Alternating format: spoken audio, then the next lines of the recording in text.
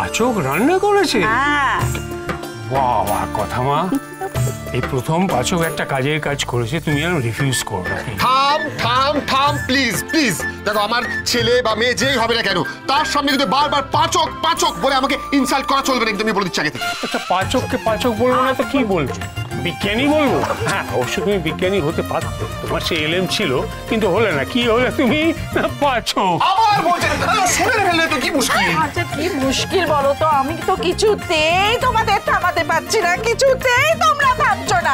চুপ চুপ চুপ চুপ। হ্যাঁ আমি খেয়ে নিচ্ছি। আচ্ছা শোনো শোনো শোনো শোনো শোনো শোনো শোনো, একটা কথা, এই সময় চেঁচামেচি হলেও তুমি শুনবে না, ঠিক আছে? তো বলছি আমি খেয়ে নিচ্ছি, তোমরা ঝগড়াঝাটি করো না। আমি খেয়ে নিচ্ছি, হাতটা ধুয়ে আসি। কি হলো? কি হলো?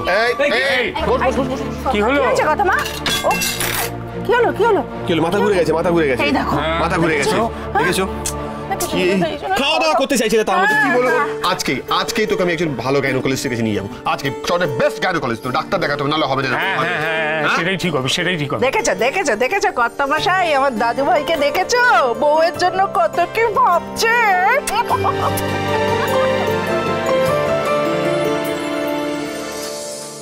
ইউএসজি রিপোর্ট ওগুলো আমি আপনাকে মেল করে দিয়েছি, আর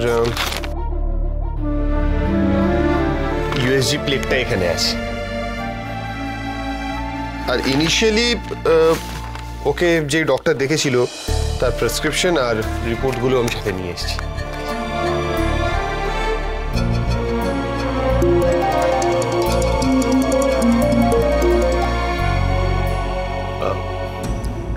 আমাকে একটু না এই ফোন কলটা নিতে হবে, এক্সকিউজ মি, জাস্ট 1 মিনিটের জন্য প্লিজ।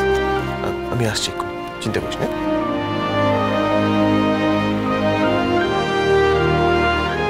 মিসেস গুহ, আপনার কিন্তু খুবই কমপ্লিকেটেড প্রেগনেন্সি। ইউটেরাসে একটু সমস্যা আছে, তাছাড়া রিপোর্টে যা দেখছি তাতে তো। কি হয়েছে আমাকে সবটা খুলে বলুন।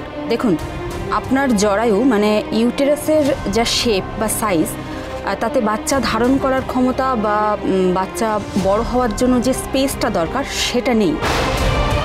এই ধরনের জরায়ুর স্ট্রাকচার থাকলে মিসক্যারেজ হওয়ার সম্ভাবনা কিন্তু বেশি। এটা আপনি কি বলছেন ম্যাডাম? কি করে বলবো আমি এটা পাচক মশাইকে? উনি যদি এটা শোনেন তাহলে তো উনি মুষড়ে পড়বেন। অনেকদিন পর ওনার মুখে হাসি দেখা গেছে, এটা কি কম কথা নাকি? মিসেস গুহ, এত ঘাবড়াবার কিছু হয়নি, এরকম অনেকেরই হয়ে থাকে। ঠিকঠাক মতো সাবধানতা অবলম্বন করলে সব কিছু ঠিক থাকবে। আমি খুব সাবধানে থাকবো। আপনি দয়া করে এই কথাগুলো আমার স্বামীকে এক্ষুনি বলবেন না। কিন্তু ম্যাডাম, এটা তো আমার এথিক্সের মধ্যে পড়ে, ওনাকে তো আমাকে জানাতেই হবে। আফটার অল আপনারা তো প্যারেন্ট, তাই না?